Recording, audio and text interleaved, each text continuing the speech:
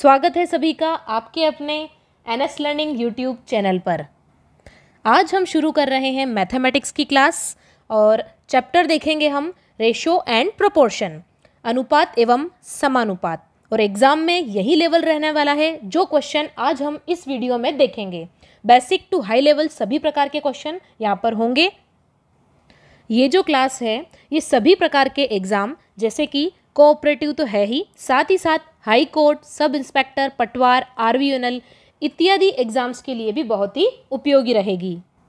इसमें sub inspector की date already आ चुकी है, कोऑपरेटिव एग्ज़ाम भी जुलाई में होगा, ये भी निश्चित रूप से पता है हम सबको। और साथ ही हाई कोर्ट, पटवार और आरवीएनएल की जो एग्ज़ाम डेट है वो भी बहुत जल्द आने की संभावनाएं हैं।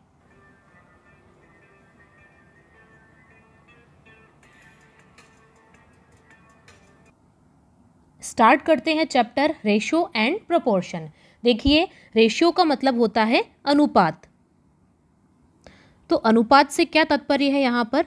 अनुपात वह भिन्न होती है जिससे हम दो राशियों की क्या करते हैं, तुलना करते हैं। कोई भी दो राशियाँ होती है उसकी हम क्या कर लेते हैं, तुलना कर लेते हैं। जैसे जनरली आपने सवालों में देखा होगा कि कोई एक क्लास है, उस क्लास के अंदर गर्ल्स भी है और बॉयज़ भी है, तो यहाँ पे क्या किया जाता है, इनकी नंबरों की तुलना की जाती है। तो आप ये कहिए कि 40 गर्ल्स है और 50 बॉयज़ है। इसी को आप अगर अनुपात के फॉर्म में लिखेंगे तो कैसे लिखेंगे, 4:5। तो अनुपात को इस साइन से दर्शाया जाता है। ये कहलाता है हमारा अनुपात और इससे हम क्या करते हैं, दो राशियों की तुलना करते हैं। और समानुपात क्या होता है? समानुपात प्रोपोर्शन। समानुपात के बारे में भी देख लेते हैं हम लोग। समानुपात जैसे कि नाम से प्रदर्शित हो रहा है यहाँ पर कि दो अनुपात सम है। दो अनुपात कैसे हैं? समान है। जब दो अनुपात आपस में समान हो जाते हैं तो वो क्या कहलाते हैं, समानुपाती। ठीक है, जैसे कि दो अनुपात हमने लिए, दो राशियों का अनुपात लिया, एक तो एक राशि हो गई ए, दूसरी राशि हो गई बी, तो ये क्या हो गया हमारा पहला अनुपात। इसी तरीके से दूसरा अनुपात लिया हमने C/D। ठीक है, तो ये क्या हो गया, दूसरा अनुपात हो गया। तो ये दोनों आपस में अगर बराबर हैं तो क्या कहलाएंगे ये राशियां, समानुपाती। कैसी कहलाएंगी, समान अनुपात में कहलाएंगी। तो A/B को हम A/B द्वारा भी प्रदर्शित कर सकते हैं। इसी तरीके से इसको C/D। और समानुपात के साइन को कैसे दर्शाते हैं हम, देखिए A/B और ये होता है समानुपात। ओके, समानुपात का साइन ये होता है और C/D। इसका ये मतलब हुआ कि ABCD ये जो राशियां हैं वो कैसी हैं, आपस में समानुपाती हैं।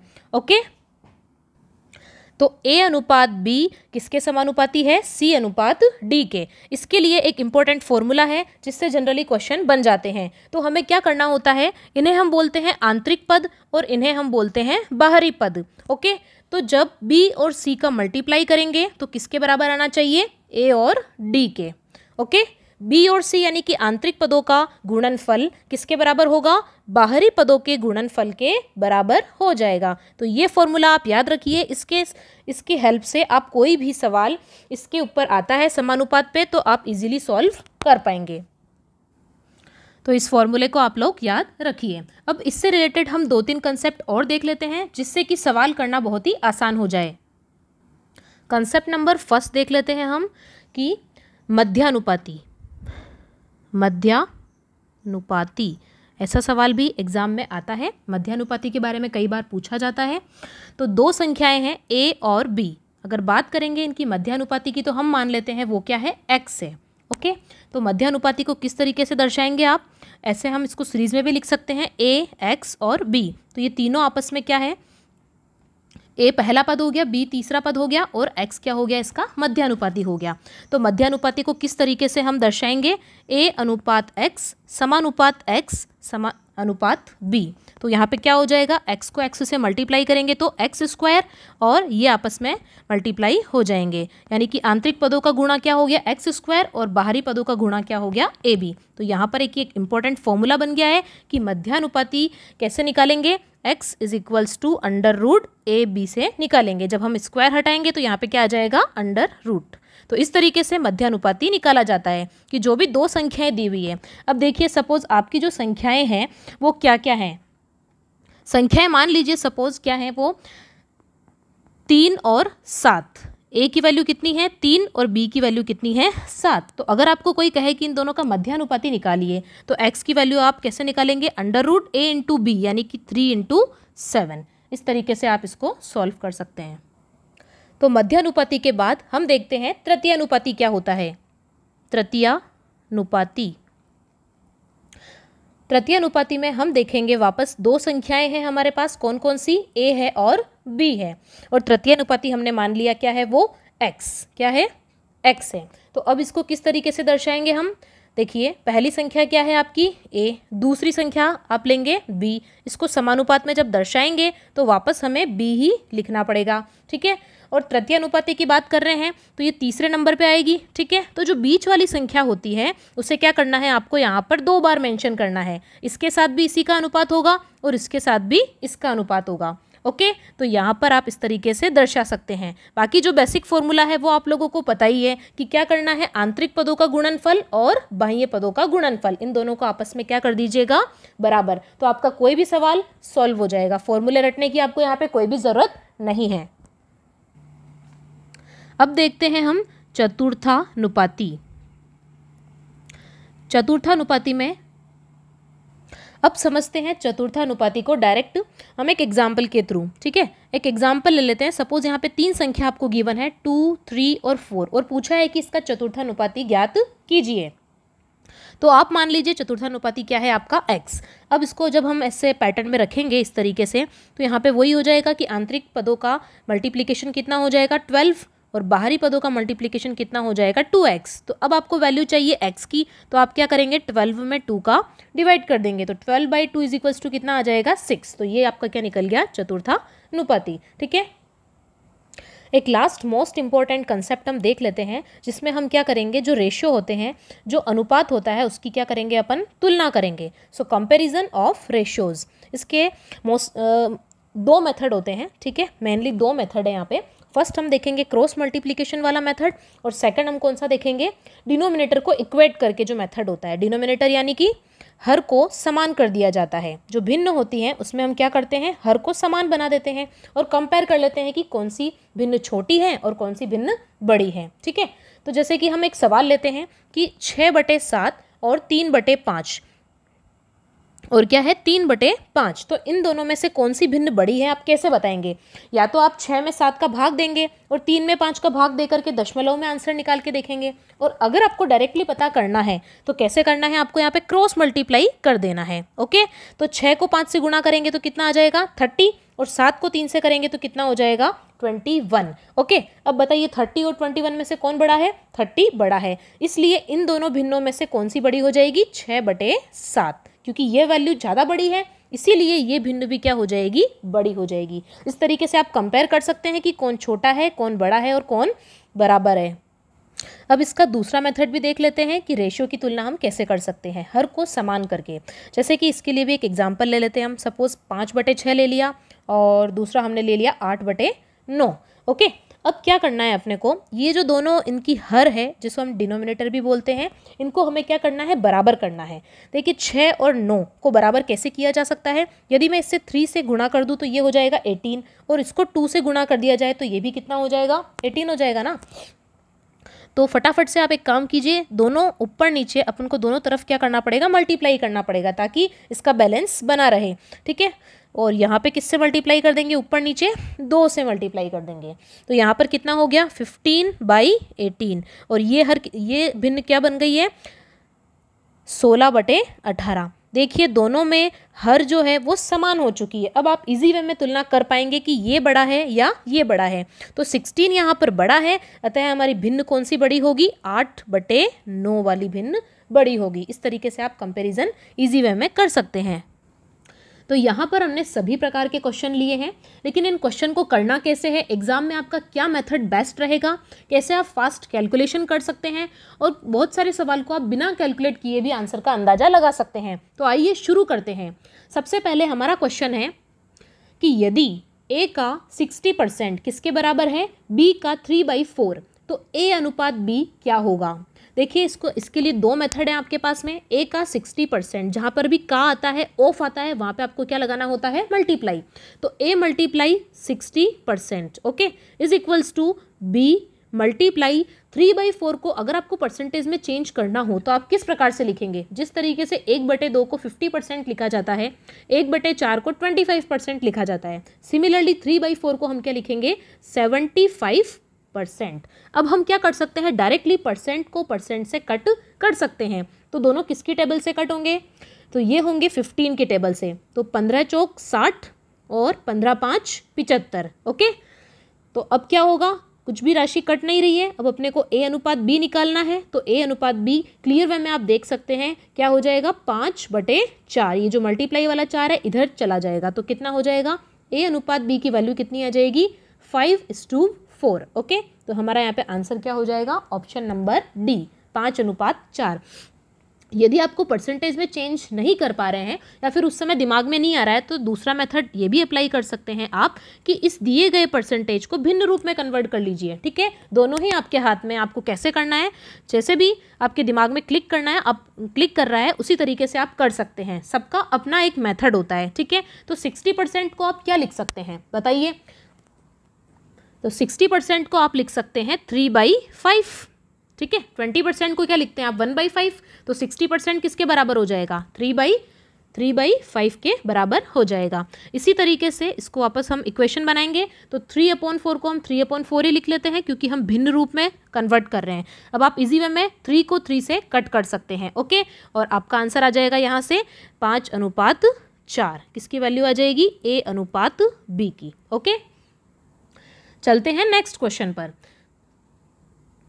क्वेश्चन नंबर 2, ए अनुपात बी दिया हुआ है और बी अनुपात सी दिया हुआ है। आपको फाइंड आउट करनी है value a + b + c upon c की वैल्यू फाइंड आउट करनी है। देखिए सबसे पहले आपको यहाँ पर a, b और c की वैल्यू निकालनी होगी, ठीक है। तो देखिए a की वैल्यू कितनी है, 3 और दूसरे रेशो में कितनी है, 4। इसी तरीके से यहाँ पर भी 4 और 7 है। तो हमें यहाँ पर सबसे बेसिक चीज़ ये देखनी है कि क्या इन दोनों रेशियो में ये जो समान राशि है इसका अनुपात समान है या नहीं है। तो देखिए यहाँ पर भी b की वैल्यू 4 है और यहाँ पर भी b की वैल्यू क्या है, 4 है। तो आप डायरेक्टली वैल्यू पुटअप कर सकते हैं। तो देखिए a की वैल्यू कितनी गिवन है, 3, b की वैल्यू कितनी गिवन है, 4 और c की वैल्यू कितनी गिवन है, 7, ओके। तो ये हमारा रेशो आ गया, बहुत ही ईजी है। डायरेक्ट आप यहाँ पर वैल्यू पुट कर सकते हैं। तो क्या हो जाएगा, 3 + 4 + 7 डिवाइड बाई सी है, तो डिवाइड बाई कितना हो जाएगा, 7। दैट इज इक्वल्स टू 4 और 3 7, 7 और 7 कितना हो जाएगा, 14। 14/7 is equals to what, it is equals to 2। So हमारा आंसर क्या हो जाएगा, 2। नेक्स्ट क्वेश्चन पे देख लेते हैं जल्दी से।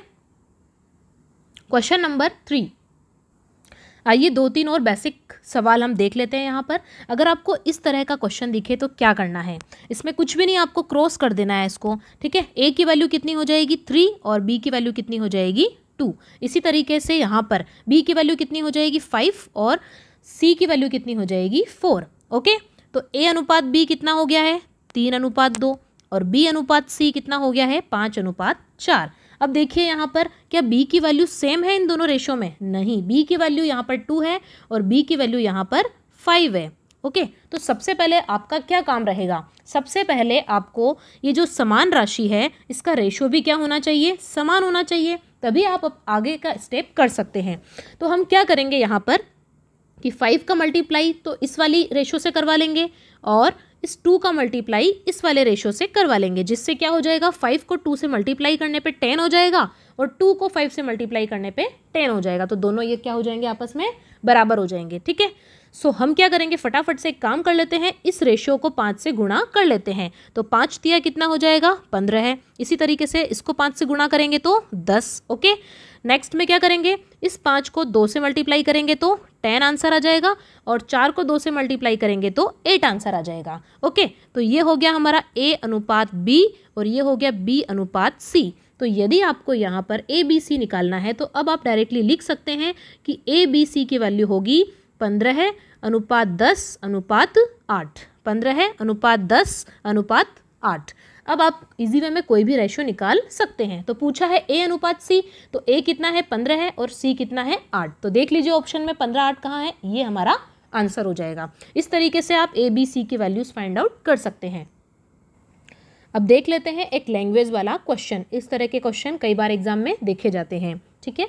तो यहाँ पर क्वेश्चन है ABCD को 4:8:11:15 के अनुपात में लाभ में बांटना है, ठीक है।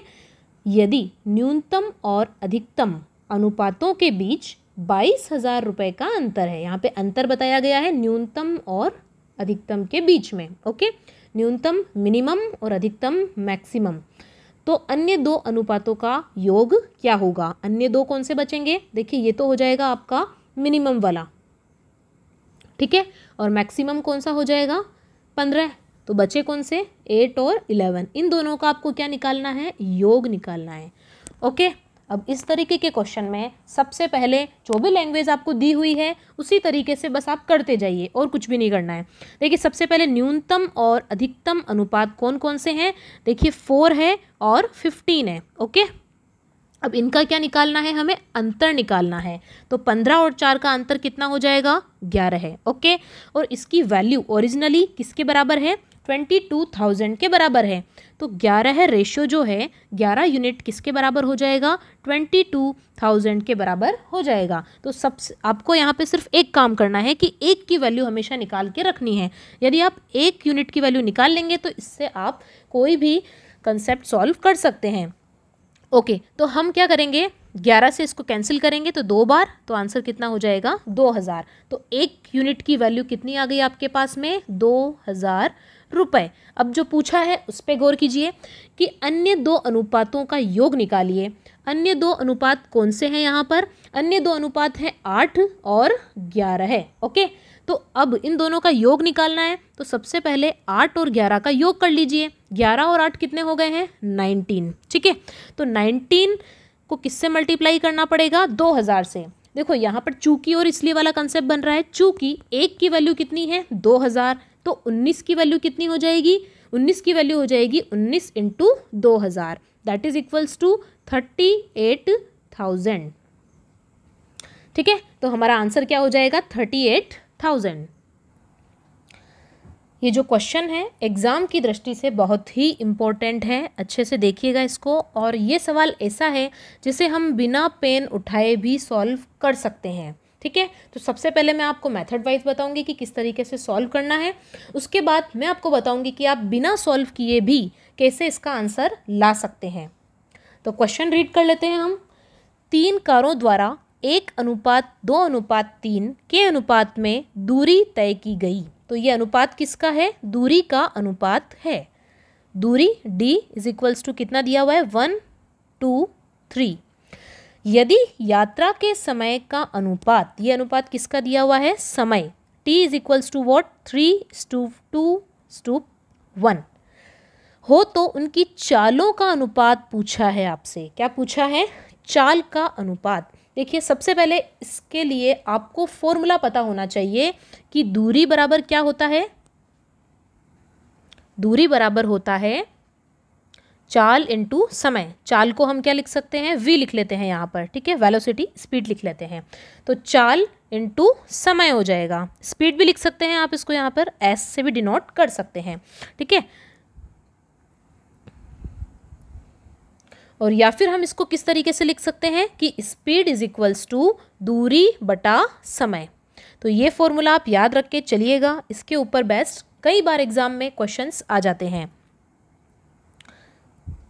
तो देखिए सबसे पहले हमें इस फॉर्मूले का यूज़ करते हुए चालें निकालनी पड़ेगी अलग अलग, ठीक है। तो ये है फर्स्ट केस, ये है सेकंड और ये है थर्ड। 3 कारें हैं हमारे पास। तो पहली कार के लिए हम चाल निकाल लेते हैं।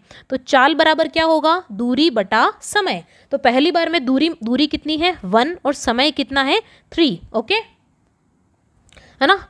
और इसका अनुपात किससे निकालना है, दूसरे से। तो दूसरे में दूरी कितनी है 2 और समय कितना है, वो भी है 2। इसी तरीके से तीसरी कार के लिए दूरी कितनी तय की गई है 3 और समय कितना है यहाँ पर 1। तो ये किसका रेशो आ गया है आपके पास में, उनकी चालों का अनुपात आ गया है। लेकिन अब इन भिन्न रूप में आया है, तो भिन्न रूप को कैसे सॉल्व करेंगे आप, कुछ नहीं करना है आपको। जो नीचे हर दिया हुआ है इसका LCM को सबसे मल्टीप्लाई करवा लीजिए, ठीक है। तो इनका LCM क्या होगा, 6 होगा, ओके। तो मैं इन सभी जो भिन्न है इनको किससे मल्टीप्लाई कर लेंगे अपन, 6 से। ओके, तो यदि मैं इसको 6 से मल्टीप्लाई करूंगी तो ये 3 से कितनी बार कैंसिल हो जाएगा, 2 टाइम्स। ठीक है, इसी तरीके से इसकी वैल्यू कितनी आ जाएगी, 6। ओके, और इसकी वैल्यू कितनी आ जाएगी, 18। अब इसको यहाँ पर हम सिंप्लीफाई और कर सकते हैं, सभी के सभी 2 से कैंसिल हो रहे हैं, तो 2 से 1 टाइम, 2 से 3 टाइम और 2 से 9 टाइम। तो हमारा आंसर कितना आ रहा है, 1, 3 और 9। ठीक है, ये तो रहा हमारा प्रॉपर मेथड से किस तरीके से आपने सवाल सॉल्व किया है। अब ये है कि अगर कोई ये कह दे कि आपके पास टाइम बिल्कुल कम है और उसको देखते से ही आंसर लगाना है, तो किस तरीके से आप लगाएंगे, चलिए मैं बताती हूँ आपको। तो यहाँ पर लगेगा समानुपाती का कंसेप्ट। देखिए एस और डी आपस में क्या है, समानुपाती है। देखिए दूरी जितनी ज़्यादा होगी और समय जितना कम होगा, स्पीड उतनी ही क्या हो जाएगी, ज़्यादा हो जाएगी, क्योंकि स्पीड डायरेक्टली प्रोपोर्शनल है डिस्टेंस के, दूरी के, और जो चाल है वो इन्वर्सली प्रोपोर्शनल है समय के। तो देखिए हमने चाल के जो रेशियो निकाले थे वो क्या थे, 1/3, 2/2 और 3/1। ठीक है, यहाँ तक तो आप सबके क्लियर है कि चाल किस तरीके से निकलती है, दूरी बटा समय से ही निकलती है। अब आप रेशो देख करके क्या बता पा रहे हैं कि कौन सा रेशो यहाँ पे सबसे छोटा है और कौन सा रेशो सबसे बड़ा है। इजी वे में आप देख पा रहे हैं कि सबसे कम चाल कौन सी वाली है, फर्स्ट नंबर की। ठीक है, दिख रही है आपको, क्योंकि यहाँ पर दूरी तो क्या है, कम, और समय क्या लगा है, ज़्यादा। सोच के देखिए कि ज़्यादा समय में कम दूरी तय कर रहे हैं, तो चाल क्या होगी आपकी, चाल सबसे कम होगी कि नहीं होगी। ठीक है, तो ये वाला जो वैल्यू आएगा वो सबसे कम आएगा, उसके बाद ये आएगा, ठीक है, और उसके बाद ये आएगा। तो इस तरीके से आपका आंसर होना चाहिए कि ये सबसे छोटा, फिर ये बड़ा और फिर ये बड़ा होना चाहिए। तो ऐसा कौन सा ऑप्शन है जिसमें सबसे छोटा है ये वाला पद, पहली कार की चाल सबसे कम होनी चाहिए इसके अंदर। तो देखिए ए में तो सबसे कम नहीं है क्योंकि ये तो इससे बड़ा हो रहा है। ठीक है, अब इसमें देखिए ये भी इससे बड़ा है, 2 से बड़ा है 6, तो ये ऑप्शन भी क्या हो गया, देखते से ही कैंसिल हो गया। अब आप देखिए कि 2 से बड़ा है 4, ये भी देखते से ही क्या हो जाएगा, कैंसिल हो जाएगा, क्योंकि जो फर्स्ट नंबर वाला है वो सबसे छोटा होना चाहिए। ओके, समझ में आ रही है आपको बात।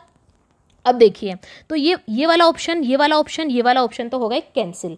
अब हम देख रहे हैं कि यार ये इसी वे में है कि ये सबसे छोटा, फिर ये बड़ा और फिर ये बड़ा, इसमें भी इसी प्रकार से है, तो हम यहाँ पर स्टक हो गए हैं। लेकिन स्टक होने की आपको ज़रूरत ही नहीं है, क्योंकि इसकी वैल्यू कितनी है, 3:1। कितनी है, 3 है इसकी वैल्यू।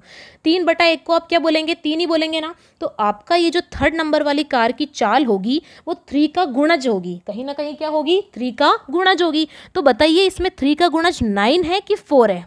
तो आप इजी वे में कह सकते हैं कि 3 का गुणज 9 है, अतः हमारा आंसर क्या हो जाएगा, ऑप्शन नंबर बी। तो इस तरीके से आप सिर्फ क्वेश्चन को देख करके अपना आंसर यहाँ पर टिक कर सकते हैं। और यदि आप इस सवाल को जनरल मेथड से भी करना चाहें तो भी वो भी स्मॉल ही है, कोई बड़ा मेथड नहीं है। ठीक है, तो इसमें क्या करना है अपने को, 1/3, 2/2 और 3/1 हमने कर लिया फॉर्मूले के हिसाब से, क्योंकि ये दूरी है और ये क्या है, समय। तो ये सारी क्या निकल गई है, ये पहली कार की चाल हो गई है, ये दूसरी कार की चाल है और ये तीसरी कार की चाल है, और इन सबके बीच में क्या है, अनुपात लगा हुआ है। देखिए यहाँ पे 2 से 2 को आप कैंसिल भी कर सकते हैं, तो इसको लिखेंगे 1/3 अनुपात 1 अनुपात 3। अब ये जो नीचे 3 आ रहा है उसको आप यहाँ पर क्रॉस में मल्टीप्लाई भी कर सकते हैं, तो ये कितना हो जाएगा, 1/3 अनुपात 9। इस तरीके से भी आप इसको कर सकते हैं। Is it clear. अब चलते हैं हम नेक्स्ट क्वेश्चन पर। देखिए ये सवाल भी बहुत अच्छे लेवल का है, गुड क्वेश्चन हम इसको कह सकते हैं।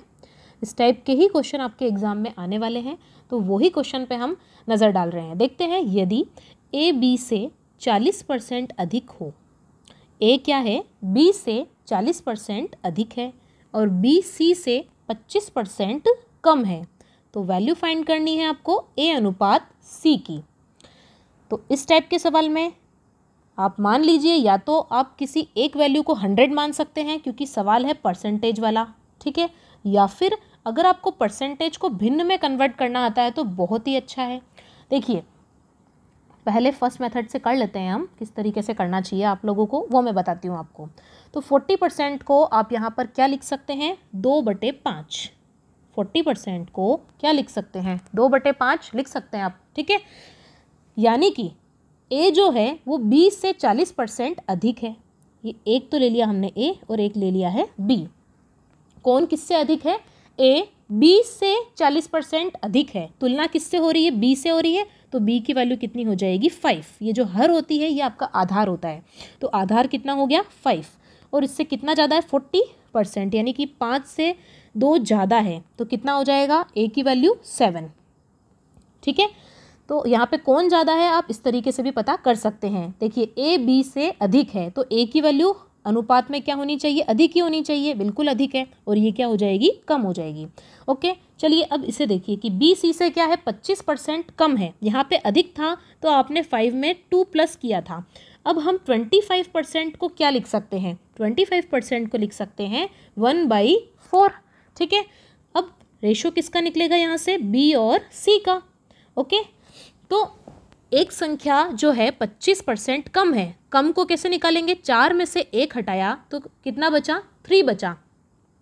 अब C से कहा गया है, तो C की वैल्यू तो कितनी हो जाएगी? 4, और B की वैल्यू कितनी हो जाएगी? 3, क्योंकि B की वैल्यू कम है ना, B C से कम है। ठीक है, सवाल पे गौर कीजिएगा कि B क्या है? C से कम है, तो देखिए B की वैल्यू C से कम आ रही है, यहाँ पे C कम है और C ज़्यादा है। तो इस तरीके से पहले तो आपको क्या निकालना है? यहाँ पे रेशियो निकाल लेना है। तो इजी वे में निकल गया रेशियो। अब पूछा है A अनुपात C कितना है। अब आपको यदि A अनुपात C की वैल्यू चाहिए तो उससे पहले जो समान राशि है B, इन दोनों को क्या करना पड़ेगा? आपको समान करना पड़ेगा।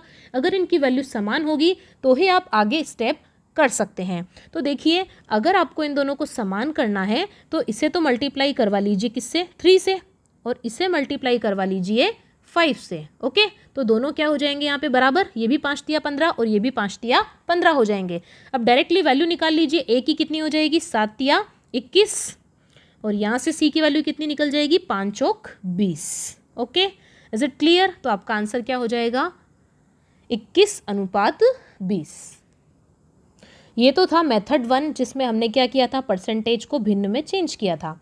अब हम दूसरा मेथड देख लेते हैं जिसमें हम परसेंटेज को परसेंटेज में ही रखेंगे। ठीक है, तो देखिए A और B को ले लेते हैं जल्दी से। अब क्या है? A जो है वो B से 40% अधिक है, तो B से अधिक है तो B को मान लिया 100, तो A कितना हो जाएगा? ऑटोमेटिकली 140 हो जाएगा। ओके, तो अब आप यहाँ पे 0 से 0 कैंसिल कर सकते हैं, और 2 से कैंसिल करेंगे तो 7 टाइम, और 2 से कैंसिल करेंगे तो 5 टाइम। देखिए इसी तरीके से ये आ गया है। बाकी आगे जो मेथड है वो इसी प्रकार से करना है जिस तरीके से हमने इसको किया था। तो इसी तरीके से आप क्या निकाल सकते हैं? B अनुपात C भी निकाल सकते हैं। देखिए C से 25% कम है B, तो अब आप C को मान लीजिए 100, तो 25% कम करना है। ठीक है, तो 100 में से 25 माइनस हो जाएंगे तो कितने रह जाएंगे? 75। दोनों को किससे कैंसिल करेंगे आप? 25 की टेबल से। 25 से कैंसिल करेंगे, 25 3 जा 75 एंड 25 4 जा 100, तो वैल्यू कितनी आ गई है? 3:4। बाकी रेस्ट इज सेम। चलते हैं आगे, बढ़ते हैं नेक्स्ट क्वेश्चन पर। ये सवाल देखिए, क्वेश्चन नंबर 19, ये भी कॉमन सवाल है। 21, 38, 55 और 106 प्रत्येक में से क्या घटाया जाए कि नई संख्याएं समानुपाती हो जाए? समानुपाती का कंसेप्ट हमने स्टार्टिंग में पढ़ लिया था। क्या होती है समानुपाती? कि आंतरिक संख्याओं का गुणनफल बाहरी संख्याओं के गुणनफल के बराबर होना चाहिए। ओके, लेकिन ये बोल रहे हैं कि ये समानुपाती अभी नहीं है चारों। इनमें से ऐसी कौन सी संख्या हम घटा दें इन चारों में से कि ये चारों किस में हो जाए? समानुपात में हो जाए। ठीक है, तो इसके लिए हमारे पास 2 मेथड हैं। एक तो मेथड 1 है जो परंपरागत है, ट्रेडिशनल मेथड है, कि आप x वाली वैल्यू से सॉल्व कीजिए कि 21 माइनस x किया। ठीक है, फिर आपने 106 में से x माइनस कर लिया, 106 में से x घटा दिया। इसी तरीके से जो आंतरिक पद हैं उसमें से भी आपने x घटा करके और आंतरिक पदों का भी मल्टीप्लाई करवा दिया। ठीक है, तो अब ये मेथड बहुत ही लेंदी रहेगा क्योंकि आपको क्या करना पड़ेगा? इसमें इनको आपस में गुणा करना पड़ेगा। ठीक है, तो अगर आप मल्टीप्लाई करने बैठे तो ठीक है, अगर आप 1 मिनट के अंदर अंदर कर पा रहे हैं इस पर्टिकुलर कॉपरेटिव एग्जाम में तब तो ठीक है, लेकिन अगर आपके पास समय कम हुआ किसी एग्जाम के लिए तो आप क्या करेंगे? उसके लिए आपको ऑप्शन मेथड लेकर के चलना पड़ेगा कि ऑप्शन से वैल्यू पुट की और आपने सवाल सॉल्व कर लिया। ठीक है, तो यहाँ पर हम इसको जब सॉल्व करेंगे तो क्या होगा भाई? इसको इससे मल्टीप्लाई करेंगे तो कितना आ जाएगा आपके पास? 2 2 2 6। ठीक है, इसी तरीके से जब आप 21 को x से मल्टीप्लाई करवाएंगे और इस 106 को इस एक्स से मल्टीप्लाई करवाएंगे तो कितना आ जाएगा, इन दोनों को ऐड करेंगे तो माइनस में 127x आ जाएगा। सिमिलरली जब आप इन संख्याओं को आपस में मल्टीप्लाई करेंगे तो कितना आ जाएगी आपकी वैल्यू 2090, ठीक है। और जब आप माइनस करेंगे x की वैल्यूज़ को, जब आप x को इससे मल्टीप्लाई करेंगे और इस वाले x को इससे मल्टीप्लाई कर लेंगे तो वैल्यू कितनी आ जाएगी आपकी 93x।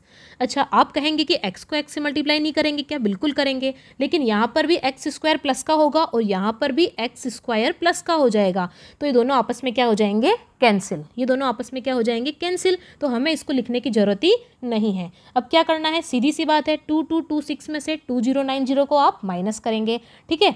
तो माइनस करने पर कितना आएगा आपके पास में 136, कितने आ जाएंगे 136। और जब आप 127x और ये -93x इधर आएगा तो आप क्या करेंगे, 127 में से 93 को माइनस करेंगे तो कितना आ जाएगा, 34 आ जाएगा। ओके, 7 में से 3 4, ओके राइट, ठीक है। तो 34x हो जाएगा और इज इक्वल्स टू 136 आ जाएगा। अब सीधे से आपको क्या करना है, 136 में 34 से डिवाइड कर लेना है। तो कितनी बार आंसर चला जाएगा आपके, 3 चौक 12, 4 बार जा रहा है, ठीक है। तो आंसर कितना आ जाएगा यहाँ पर 4।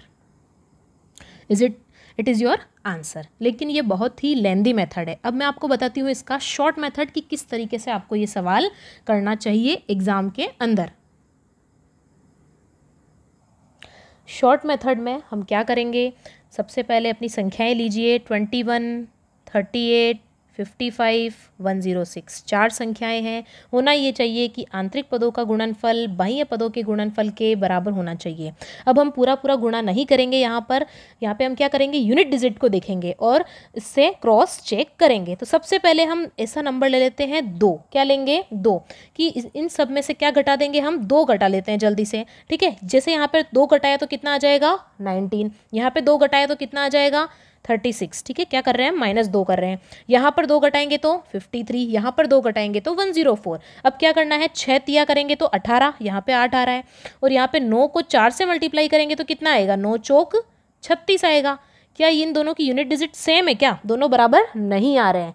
आंतरिक पदों का गुणा बाह्य पदों के गुणा के बराबर नहीं आ रहा है, इसका मतलब ऑप्शन ए क्या हो गया, गलत हो गया, ठीक है। समझ पा रहे हैं ना आप। अब लेंगे हम ऑप्शन नंबर बी, ठीक है। ऑप्शन नंबर बी में क्या दे रखा है आपको, 4 दे रखा है। तो जल्दी से आपको क्या करना है, इन सभी संख्याओं में से 4 को माइनस करवा देना है। देखिए 21 में से 4 माइनस करेंगे तो कितना आ जाएगा, 17 आ जाएगा। इसी तरीके से 38 में से 4 माइनस करेंगे तो कितना आ जाएगा 34, 55 में से 4 माइनस करेंगे तो 51, और 106 में से 4 माइनस करेंगे तो 102। आपको एक्टिव रहना पड़ेगा एग्जाम में, ठीक है। आप बिना लिखे भी सॉल्व कर सकते हैं, बस इतना सा करना है आपको। 4 को 1 से मल्टीप्लाई करा लो फटाफट से 4, और 7 को 2 से मल्टीप्लाई करा लो 14। 14 की यूनिट डिजिट क्या है भाई, 14 की यूनिट डिजिट है 4। अब देखिए ये 4 और ये 4 आपस में बराबर आ रहे हैं, यानी कि हमारा जो आंसर है, संभावित आंसर 4 ही होना चाहिए। अब जब आप वैल्यू पुट करेंगे 6, 8 और 10, बहुत इजी वे में ये सॉल्व हो जाएगा, क्योंकि जब आप 6, 8, 10 पुट करेंगे तो यहाँ पे एक वैल्यू आएगी 0, ठीक है, और दूसरी वैल्यू आएगी नॉन जीरो। तो ये ऑप्शंस तो आपके हो ही नहीं सकते हैं। और जब आप 10 को मल्टीप्लाई करेंगे तो यूनिट डिजिट, तो जब आप 10 माइनस करेंगे इन संख्याओं में से तो यूनिट डिजिट तो आपके क्या रहेंगे, सेम ही रहेंगे। भाई किसी भी संख्या में से अगर आप 0 माइनस करते हैं तो यूनिट डिजिट यहाँ पे वापस क्या आएगा, 7 ही आएगा, वापस क्या आएगा 4 ही आएगा। तो ये तो वैसे भी कैंसिल हो गया है। तो हमारा आंसर क्या हो जाएगा, option number B. Okay, is it clear. तो देखो आपको यहाँ पर ज़्यादा कैलकुलेशन करने की ज़रूरत नहीं पड़ी है, और जब आप ट्रेडिशनल मेथड से करेंगे तो वहाँ पर बहुत सारी कैलकुलेशन आपको करनी पड़ेगी, जो कि बिल्कुल भी एग्ज़ाम की दृष्टि से तो उचित नहीं है। स्मार्ट वर्क आपको एग्ज़ाम में करना है। तो बहुत सारे स्टूडेंट्स के कहने पर फाइनली आज हमने मैथ्स की क्लास कर ही ली है, तो कृपया करके थोड़ा शेयर भी कर दीजिए इसे। तो मेरे साथ एक्टिव होकर के नेक्स्ट क्वेश्चन देखते हैं, और देखते से ही आप लोग पहले पॉज करिए और खुद सॉल्व करने की कोशिश कीजिए, फिर देखिए कि इसको किस मेथड से करना ज़्यादा सही होगा। जो लोग मोबाइल से पढ़ रहे हैं, मोबाइल को लैंडस्केप पे कर लेना ताकि आपको प्रॉपर तरीके से दिखाई दे। लो, एक स्टूडेंट पूछ रहा है ये लैंडस्केप क्या होता है। अरे इसको आड़ा कर लो अपने मोबाइल को, ठीक है, आड़ा कर लो इसको। यदि आप अगर अदर एग्ज़ाम की भी प्रिपरेशन कर रहे हैं तो इसका टारगेट रखिए कि एक क्वेश्चन आप जो है 30 सेकंड के अंदर अंदर कर लें, ठीक है। ये तो ठीक है, इस एग्ज़ाम के अंदर आपको काफ़ी समय मिल रहा है, लेकिन अदर एग्ज़ाम की तैयारी कर रहे हैं तो आपका टारगेट एटलीस्ट ये होना चाहिए कि कुछ क्वेश्चन में तो आप 10 सेकंड में भी कर सकते हैं और 30 सेकंड आपको मैक्सिमम यहाँ पर रखना है। और कुछ क्वेश्चंस ऐसे हैं जिसमें ज़्यादा समय लगता है तो उसके लिए भी आपके पास टाइम बच जाएगा। तो चलिए नेक्स्ट क्वेश्चन देखते हैं। बहुत ही इंपॉर्टेंट क्वेश्चन लगाने वाली हूँ मैं, इसको ध्यान से देखिएगा आप लोग। ये लीजिए आगे आपके सामने नेक्स्ट क्वेश्चन। तो यहाँ पर सीरीज़ पे मत जाइएगा आप, इस पर, ठीक है। देख लीजिए अपना क्वेश्चन, देखिए जो फोकस करना है उस चीज़ पे फोकस कीजिए कि दो स्टेशनों के बीच प्रथम और द्वितीय श्रेणी का किराया। भाई ट्रेन में तो आप लोग बैठे ही होंगे, यहाँ पे अलग अलग श्रेणी की सीटें होती है, अलग अलग श्रेणी के डिब्बे होते हैं, ठीक है। तो प्रथम श्रेणी का किराया अलग है और द्वितीय श्रेणी का किराया अलग है। तो किस अनुपात में है? 4:1 के अनुपात में है, ठीक है। दो श्रेणी है यहाँ पे, प्रथम और द्वितीय। बात कर रहे हैं अपन किसकी? किराए की, रेंट की बात कर रहे हैं। यहाँ पे फेयर कितना है आपका? 4:1। आगे चलिए, प्रथम एवं द्वितीय श्रेणी से यात्रा करने वाले यात्रियों की संख्या, बात किसकी हो रही है यहाँ पर? पैसेंजर्स, नंबर ऑफ पैसेंजर्स कितने हैं? यात्रियों की संख्या। यात्रियों की संख्या का अनुपात क्या दिया हुआ है? 1:40, 1:40 का यहाँ पर अनुपात दिया गया है। तो यदि किराए के रूप में कितने रुपए दिए जाते हैं? टोटल 11,000 रुपये बनते हैं। भाई जितने भी मेंबर्स हैं, जितने भी यात्री हैं और यहाँ पर जो दो अलग अलग श्रेणी का किराया है, उन सब से मिलाकर के टोटल इनकम कितनी जनरेट हुई है? 11,000 रुपये टोटल इनकम हुई है। तो प्रथम श्रेणी के यात्रियों से मिली राशि कितनी होगी? ठीक है, आपसे सिर्फ प्रथम श्रेणी का पूछा है, ये फाइंड आउट आपको यहाँ पर करना है। सबसे पहले क्वेश्चन को समझ लीजिए, क्लियर कर लीजिए, डेटा लिख लीजिए। एक बार लिख लिया आपने। अब देखिए कि आपको कभी भी टोटल वैल्यू निकालनी होती है तो आप क्या करेंगे? जैसे कि एक पैसेंजर का किराया कितना है? सपोज आपका 30 रुपीज़ है, ठीक है। तो अगर आपको कोई 5 पैसेंजर का पूछेगा तो आप क्या करेंगे? 30 को 5 से मल्टीप्लाई करेंगे ना, ठीक है। इसे यूनिटरी मेथड भी आप बोल सकते हैं, ठीक है। तो इस तरीके से आप करेंगे। तो सेम कंसेप्ट यहाँ पर भी आप लगाएंगे, ओके। तो अब हम क्या करेंगे कि प्रथम श्रेणी का किराया कितना होगा? यहाँ पर किराए को यात्रियों की संख्या से मल्टीप्लाई कर देंगे, ओके। किसको किससे मल्टीप्लाई करेंगे? किराए को यात्रियों की संख्या से मल्टीप्लाई करेंगे। तो 4 1 जा कितना हो गया? 4। तो प्रथम श्रेणी का टोटल किराया 4 हो गया। और 40 को जब 1 से मल्टीप्लाई करेंगे तो द्वितीय श्रेणी का किराया कितना होगा? Total 40, okay. कितना हो गया? 40। अब 4 और 40 को ऐड करेंगे तो कितना हो जाएगा? 44। कितना हो जाएगा? 44। और ये तो हुआ यूनिट में वैल्यू, अनुपात में, लेकिन इसका जो ओरिजिनल वैल्यू गिवन है वो कितना है? 11,000 रुपये। ये टोटल इनकम किस में दी हुई है? अनुपात। और ये टोटल किस में दी हुई है? Original value. अब हम सीधे से एक काम कर लेते हैं, एक की वैल्यू निकाल लेते हैं। एक की वैल्यू किस तरीके से निकालेंगे? आप इसको 11 से काटिए, कितनी बार? 4 टाइम्स। इसको 11 से काटिए 1 टाइम, और यहाँ पे 3 0 एज इट इज आ जाएंगे। अब जब आप 4 से काटेंगे इसको वापस से तो क्या हो जाएगा? 250, ठीक है। तो एक की वैल्यू कितनी आई है? 250 रुपये। ये आपका सबसे मेन स्टेप है। अगर आप यहाँ पे आ जाते हैं तो अब कोई भी आंसर आप इजी वे में निकाल लेंगे। अब देखिए जो पूछा है उस पर गौर फरमाइए। पूछा क्या है कि प्रथम श्रेणी के यात्रियों से मिली राशि कितनी होगी। तो फर्स्ट श्रेणी के जो किराया है वो था 4 और यात्रियों की संख्या थी 1। तो 4 को 1 से मल्टीप्लाई किया तो कितना आ गया? 4, ठीक है। तो राशि कितनी है? 4 है, लेकिन 4 तो किस में है? अनुपात में। तो जब एक की वैल्यू 250 है तो 4 की वैल्यू कितनी होगी? 4 × 250। और सभी जानते हैं कि 250 4 बार होते हैं तो आंसर क्या आता है? 1000 आता है। कितना आता है? 1000। तो इसका आंसर क्या हो जाएगा? 1000 rupees, okay. Is it clear? यदि आप लोगों ने पिछले कुछ समय में कुछ एग्ज़ाम दिए होंगे तो आपने ये सवाल शोर देखा होगा कि इस टाइप के सवाल कई बार एग्ज़ाम में पूछे गए हैं, ठीक है। तो ये भी इम्पोर्टेंट रहेगा आपके लिए, क्योंकि कई बार वही क्वेश्चन रिपीट हो जाते हैं जो पिछले एग्ज़ाम में पूछे गए होते हैं। तो देखिए यहाँ पर कुछ गाय हैं और कुछ मुर्गे हैं, उनके सिरों की संख्या दी हुई है और पैरों की संख्या दी हुई है, और आपसे कुछ एक चीज़ पूछ ली जाती है कि गाय की संख्या बताइए या फिर मुर्गे की संख्या बताइए। तो अपने को पूछा है कि कितने मुर्गे यहाँ पर हैं। तो इसके भी दो मेथड हैं, मेथड 1 और मेथड 2। एक मेथड तो रहेगा कंसेप्ट वाइज किस तरीके से करेंगे, और दूसरा मेथड रहेगा डायरेक्ट फॉर्मूला बेस्ड। ठीक है, तो देखिए आपको फॉर्मूला बेस्ड पहले बता देती हूँ, फिर आपको बताती हूँ कि इसका फॉर्मूला कैसे बना था। ठीक है, तो वैसे तो आपको मेरी राय रहेगी कि आपको कंसेप्ट पहले जरूर आना चाहिए, कि फॉर्मूला आप भूल भी गए तो भी कंसेप्ट से आपका सवाल तो होगा ही होगा। ठीक है, लेकिन यहाँ पर यदि आप ओनली फॉर्मूला रट करके जाते हैं और फॉर्मूला भूल गए तो कुछ प्रॉब्लम तो आएगी ही एग्जाम में। ठीक है, हो सकता है कि क्वेश्चन ना हो पाए, अतः फॉर्मूले की जगह आप कंसेप्ट पर भी ध्यान दें। चलिए जल्दी से फॉर्मूला देख लेते हैं। इसका फॉर्मूला होगा 2h माइनस एल बाई 2। तो देखिए h का मतलब है हेड, यानी कि सिर की संख्या कितनी है 48। तो जल्दी से यहाँ पे वैल्यू पुट करेंगे हम, 2 इंटू 48 माइनस एल यानी लेग्स, पैरों की संख्या कितनी है 140। तो यहाँ पर हो जाएगा 140 डिवाइड बाई 2। आगे सॉल्व करेंगे तो 48 को 2 से मल्टीप्लाई किया कितने आ जाएंगे 96। 140 में 2 से कैंसिल करा तो कितना आ जाएगा 70। देख लिए फटाफट से इसका डिफरेंस करेंगे तो आंसर कितना आ जाएगा 26। Okay, so our answer is 26। ये हो गया आपका फॉर्मूला बेस्ड मेथड। इस फॉर्मूले को रट लीजिएगा, आ सकता है इसके ऊपर कोई सवाल। चलिए अब मैं आपको बताती हूँ इसका कंसेप्ट क्या होता है।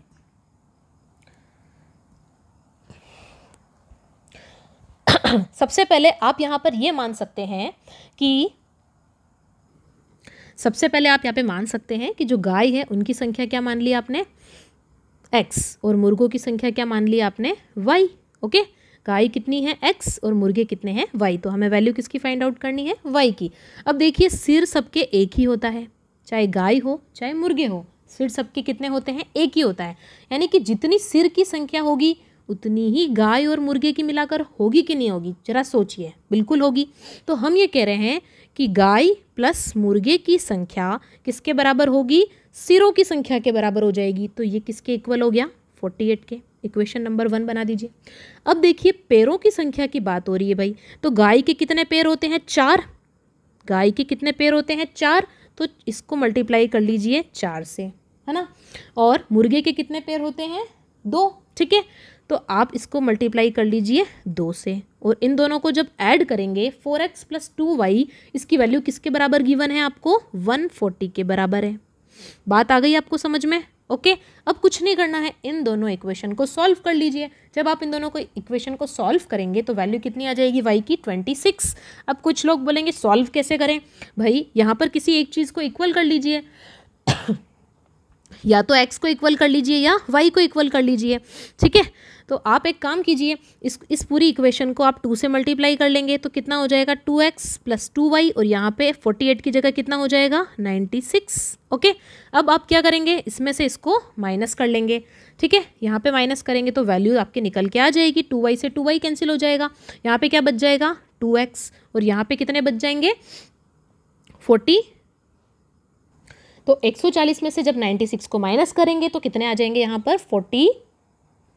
ओके, तो x की वैल्यू कितनी निकल जाएगी, देखिए अभी माइनस में आएगा, माइनस से माइनस कैंसिल हो जाएंगे, don't worry about minus sign. तो x की वैल्यू कितनी हो जाएगी यहाँ पर 22। लेकिन x हमने क्या माना था x हमने गाय। तो यदि आपको गाय पूछता तो इस तरीके से सॉल्व करना था, और यदि आपको मुर्गे पूछेगा तो आप यहाँ पे क्या करते हैं कि x की वैल्यू को बराबर करके y भी निकाल सकते थे। या फिर आप अगर यहाँ तक पहुँच गए हैं तो अब कुछ मत कीजिए, x प्लस वाई की वैल्यू कितनी है 48 है ना, तो x की वैल्यू पुट कर दीजिए। यहाँ पे 22 पुट करेंगे तो उधर जाएगा तो माइनस हो जाएगा। ओके, तो y की वैल्यू कितनी आ जाएगी आपके पास 26। कितनी वैल्यू आ जाएगी y की 26, और y क्या था हमारे मुर्गे की संख्या, that is option number D. Alright, एक नया प्रकार का और क्वेश्चन देख लेते हैं हम। क्वेश्चन है हमारा, एक व्यक्ति 1,65,000 रुपए को पुत्री, पत्नी और पुत्र में क्या कर देता है, बांट देता है। अब वो किस तरीके से बांट देता है देख लेते हैं। पुत्री का 1/2 भाग और पत्नी का 1/4 भाग और पुत्र का 1/5 भाग क्या है, परस्पर बराबर है। तो ये कैसे होगा, पुत्री का 1/2 भाग, पत्नी का 1/4 भाग और पुत्र का 1/5 भाग बराबर है। तो पुत्री का भाग आपको ज्ञात करना है। ठीक है देखिए सबसे पहले हम इनको साइन दे देते हैं। पुत्री को मान लेते हैं डॉटर, ठीक है, पत्नी को मान लेते हैं वाइफ और पुत्र को मान लेते हैं हम सन, ठीक है। तो यहाँ पे क्या बोला है कि पुत्री का 1/2, भाई पुत्री को 1/2 से गुणा कर लो, क्योंकि जहाँ पर का आता है वहाँ पे हम क्या लगा देते हैं, मल्टीप्लाई। ओके, अब ये बोल रहे हैं कि बराबर है तो बराबर का साइन लगा दो, ठीक है। अब वाइफ का 1/4 करना है, ये वाइफ का 1/4 कर दिया, बराबर है सन के 1/5 भाग के, तो सन का 1/5 भाग। ओके, यहाँ तक आप सबका क्लियर है। और ये सब आपस में बराबर हैं तो हम मान लेते हैं कि किसी एक वैल्यू के बराबर है। मान लिया कि भाई एक्स के बराबर है।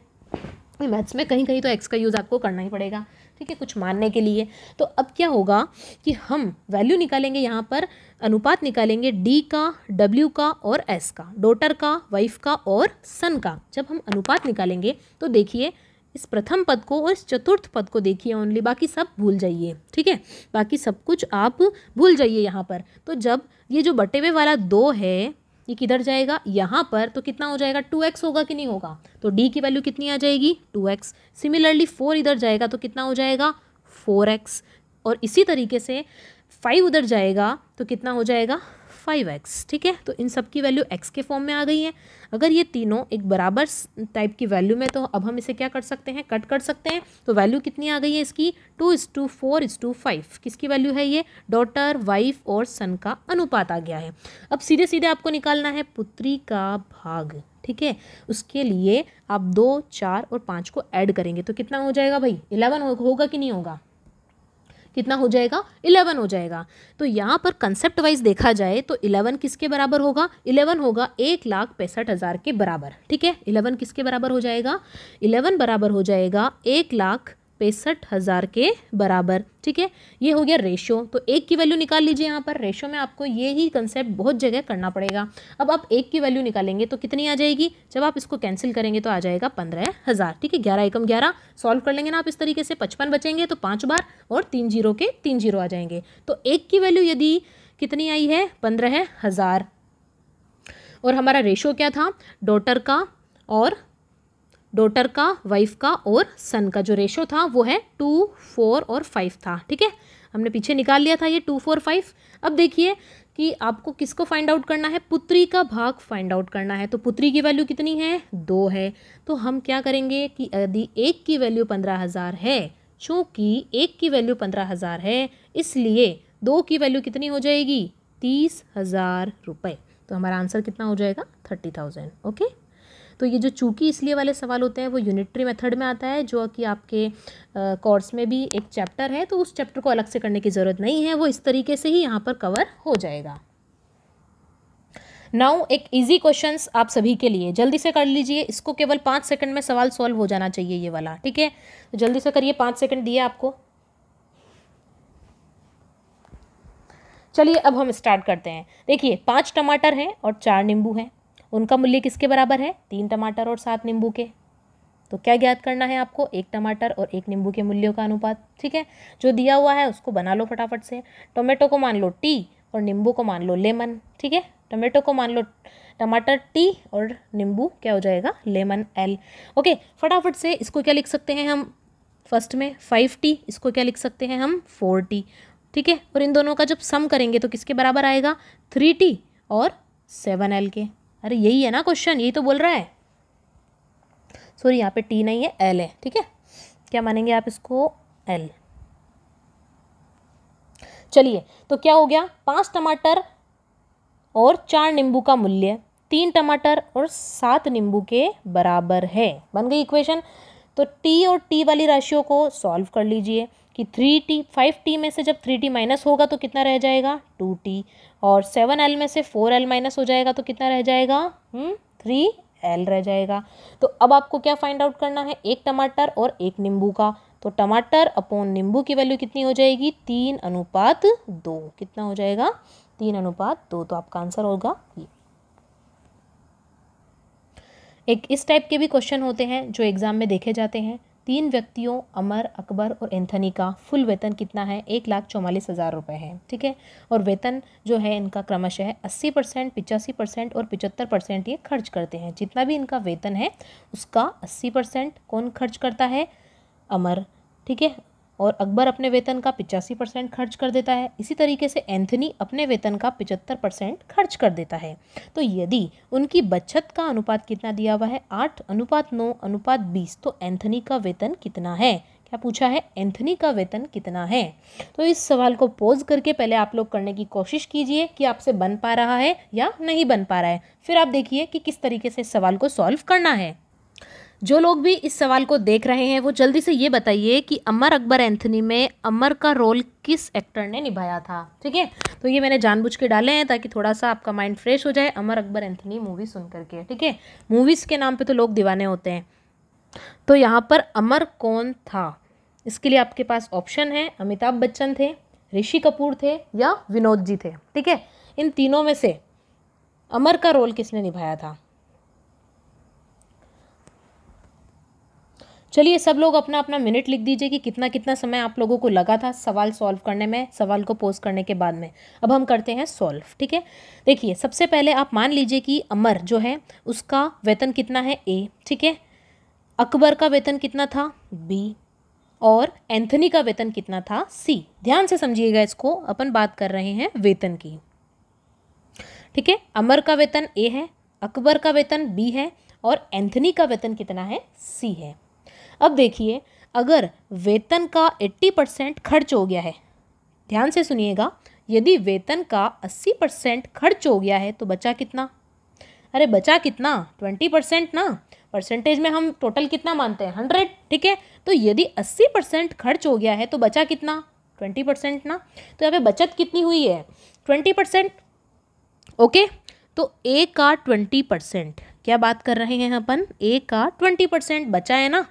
A का 20% बचा है, बिल्कुल बचा है। और ये जो बचा हुआ है उसका अनुपात कितना दिया हुआ है 8। ठीक है, तो हम 8 को यहाँ पे मान लेते हैं 8x और 9 को मान लेंगे 9x और 20 को मान लेंगे 20x। समझ में आ रही है आपको बात? ठीक है, तो A का 20% किसके बराबर हो जाएगा? 8x के बराबर हो जाएगा। अब एक बात बताइए, अगर 20% को 100% में कन्वर्ट कर लिया जाए तो क्या ये इसका टोटल वेतन नहीं है? ठीक है, तो 100% टोटल वेतन ही होगा ना। तो यदि आप इसको 100% बनाना चाहते हैं 20 को, तो किससे मल्टीप्लाई करेंगे? 5 से कर लेंगे। तो A का 100% कितना हो जाएगा? 5 से मल्टीप्लाई करने पे आएगा। तो यहाँ पर भी इसको 5 से मल्टीप्लाई करेंगे तो कितना हो जाएगा? 8 पंजे 40, यानी कि 40x। यानी कि A का जो वेतन है वो कितना आ गया हमारे पास? 40x आ चुका है। इसी तरीके से हम B का वेतन भी निकाल लेंगे। तो B का क्या हो जाएगा? 85% तो खर्च हो गया है, बचा कितना? 15% बचा। अब जो 15% है वो बचत किसके बराबर है? 9x के। ये लो 9x लिख दिया। ठीक है, फटाफट से इसको 3 से कैंसिल कर लीजिए, तो ये हो जाएगा 3 और इसको 3 से कैंसिल किया तो ये हो गया 5। ठीक है, तो इस 5 को क्या बनाना है आपको? 100 बनाना है। तो B × 100 कितना हो जाएगा? 20 से मल्टीप्लाई कर लेंगे तो ये 60x आ गया। ठीक है, तो ये वैल्यू किसकी हो गई? A की, और ये वैल्यू किसकी हो गई आपकी? B की। इसी तरीके से जब आप C की वैल्यू निकालेंगे तो वो कितना आ जाएगा? C का वैल्यू आ जाएगा आपके पास में 80x। कितना आ जाएगा? C का वैल्यू 80x आ जाएगा। समझ पा रहे हैं ना आप कैसे आया? क्योंकि यहाँ पे बचा 25। ठीक है, और 25 को 4 से गुणा करेंगे तो 100 हो जाएगा। इसीलिए मैंने क्या कर दिया, यहाँ पे 20 को भी 4 से गुणा करके 80 लिख दिया है डायरेक्टली। ठीक है, कुछ सवाल जो है कैलकुलेशन के हैं नहीं, लेकिन आपको बताने के लिए समझाना यहाँ पे पड़ रहा है, बाकी आप डायरेक्ट भी कर सकते हैं इस तरीके से। ठीक है, तो अब A, B और C का रेशो आप जल्दी से फाइंड आउट कर सकते हैं कि नहीं कर सकते, आप मुझे ये बताइए। तो रेशो कितना हो जाएगा यहाँ पर? 4, 6 और 8। 0 को 0 से हटा दीजिए और 2 से भी ये कैंसिल हो रहे हैं। 2 से क्या हो जाएगा? 2 से 2 बार, 2 से 3 बार और 2 से कितनी बार? 4 बार। ठीक है, ये इसका रेशो आ गया 2, 3, 4। किसका रेशो आ गया? अमर का, अकबर का और एंथनी का। कितना आ गया भाई? 2:3:4। अब सीधी सी बात है, इनको फटाफट प्लस कर लीजिए। 3 और 2 5 और 4 कितने हो गए? 9। तो 9 की वैल्यू किसके बराबर गिवन है? 1,44,000 के बराबर है। तो फटाफट से आप कुछ मत कीजिए, एक की वैल्यू निकाल लीजिए। एक की वैल्यू आ जाएगी आपके पास में 16,000 रुपये। ठीक है, 9 एकम 9 बचे 5, 9 छकी 54, तो ये कितने आ गए? 16,000 रुपये आ गए। एक की वैल्यू पूछा किसका है? एंथनी का वेतन पूछा है। भाई एंथनी कौन है? यहाँ पे C है। तो एक की वैल्यू अगर 16,000 है तो 4 की वैल्यू किसके बराबर हो जाएगी? 64,000 के। तो आपका आंसर कितना आ जाएगा? Answer number D। तो यहाँ पर कुछ सवाल हैं जो आपके होमवर्क के लिए है, आप लोग खुद घर पे ट्राई कीजिएगा। जो सवाल आपको नहीं आता है वो आप टेलीग्राम ग्रुप पे जो है डाल सकते हैं उसका पिक और पूछ लीजिएगा, आपको उसका आंसर वहाँ पे विद सॉल्यूशन मिल जाएगा। ठीक है, तो एक तो ये क्वेश्चन कीजिएगा आप कि 2 व्यक्तियों की मासिक आय इतनी है, इनका व्यय इतना है, तो इनके इतने रुपए की बचत होती है, तो मासिक आय कितनी है। इस टाइप के क्वेश्चन भी पूछे जाते हैं, ये क्वेश्चन आप करिएगा। ठीक है, नेक्स्ट ये वाला क्वेश्चन देख लीजिए कि 2 संख्याओं का अनुपात दिया हुआ है और इसका एलसीएम कितना दिया हुआ है 300, तो छोटी संख्या कौन सी होगी। इस तरीके से एलसीएम एचसीएफ बेस्ड क्वेश्चन भी यहाँ पर अनुपात समानुपात में देखे जाते हैं। ये क्वेश्चन आप लोग खुद सॉल्व करके कमेंट बॉक्स में आंसर जरूर कीजिएगा, बहुत ही इंपॉर्टेंट है ये सारे एग्जाम की दृष्टि से। अगर आप ये सारे क्वेश्चन कर लेते हैं इसका मतलब आप एग्जाम में जरूर ही अनुपात और समानुपात से क्वेश्चन बिल्कुल सही करके आएंगे। इसके अलावा ये बेसिक सा क्वेश्चन है प्रोपोर्शन बेस्ड, इसे भी कीजिएगा आप लोग। अगेन बेसिक कंसेप्ट पे बेस्ड है, आपको इसमें मध्यानुपाती निकालना है। इस क्वेश्चन का आंसर भी बताइएगा कि 18 और 24 का तृतीय अनुपाती क्या होगा। ये question one of the most question है, इसे जरूर आप लोग करके जाइएगा। इसके ऊपर बेस भी एग्जाम में क्वेश्चन आ सकता है। वेरी वेरी इंपॉर्टेंट क्वेश्चन मैं इसमें आपको यहाँ पर कहने वाली हूँ, क्योंकि इसमें अक्सर लोग गलती करते हैं, लेकिन आपको गलती यहाँ पर नहीं करनी है, तो इस सवाल को जरूर आप सॉल्व कीजिएगा। गुड क्वेश्चन है, ये भी सॉल्व कीजिए जरूर इसे। एक ये क्वेश्चन है, इस क्वेश्चन को आप बिना कैलकुलेट किए भी सॉल्व कर सकते हैं। देखिएगा कि आप बिना कैलकुलेशन के सॉल्व कर पाते हैं या नहीं कर पाते हैं। ठीक है, वैल्यू निकालनी है इसमें A अनुपात B अनुपात C अनुपात D की, और इसका एक प्रॉपर मेथड भी है। चलिए इस सवाल को मैं एक बार बता देती हूँ फटाफट से आपको। A अनुपात B, B अनुपात C, अभी मैं आपको मेथड वाइज बता देती हूँ जल्दी से। C अनुपात D, ठीक है, ये अपने को यहाँ पर निकालना है। इस तरीके से अपन संख्याओं को सेट करेंगे। ठीक है, तो देखिए A अनुपात B कितना दिया हुआ है 4 अनुपात 5, ये है A, ये है B, C और D।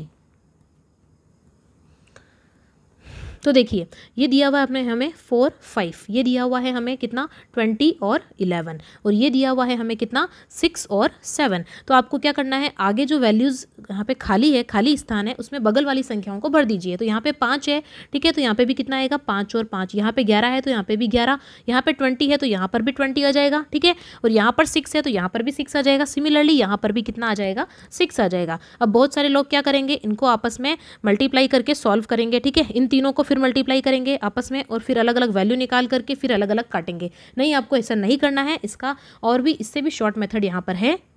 देखिए अल्टीमेटली आप क्या करेंगे, यहाँ पर जो भी संख्या आएगी उनको आपस में कैंसिल करेंगे कि नहीं करेंगे कॉमन नंबर से, तो उससे पहले आप इन संख्याओं को ही कैंसिल कर लीजिए। ठीक है, देखिए ये भी 5 से 1 टाइम, 5 से 1 टाइम, 5 से 1 टाइम। ओके, इसी तरीके से ये भी 5 से कितनी बार कट जाएगा 4 टाइम। ठीक है, तो अब क्या देखेंगे आप यहाँ पर, इसको इससे मल्टीप्लाई कर लीजिए जल्दी से। 4 चौक 16, 16 छंग कितने आ जाएंगे 96। क्या ऐसा कोई आंसर ऑप्शन में नजर आ रहा है भाई? एकमात्र ऑप्शन यही नजर यहाँ पे आ रहा है। तो आपका जो आंसर होगा वो क्या हो जाएगा 96 हो जाएगा, क्योंकि आगे और कुछ यहाँ पर ऐसा कोई नंबर नहीं है जो इन चारों के अंदर क्या है कॉमन हो। ठीक है, इसलिए हमारा आंसर क्या होगा ऑप्शन नंबर बी देखते से ही यहाँ पे आ जाएगा। आगे आपको सॉल्व करने की यहाँ पे ज़रूरत बिल्कुल भी नहीं है। ठीक है, इसके अलावा आप ये भी देख सकते हैं, जैसे 11 है तो जो सी की वैल्यू है वो 11 के गुणज में होनी चाहिए। ठीक है, जैसे बी की वैल्यू 5 है तो 5 के गुणज में बी ऑप्शन होना चाहिए।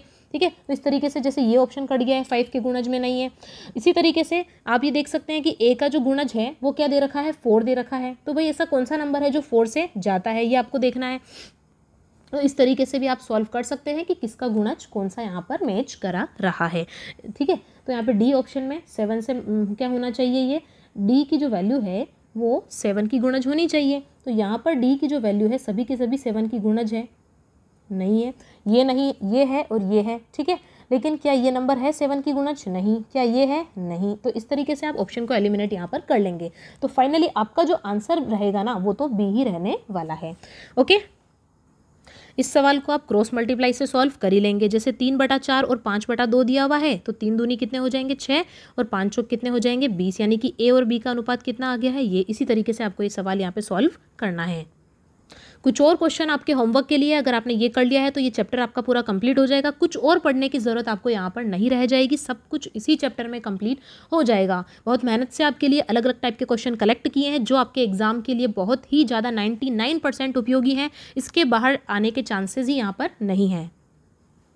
क्वेश्चन 4 होमवर्क सॉल्व कीजिए इसे।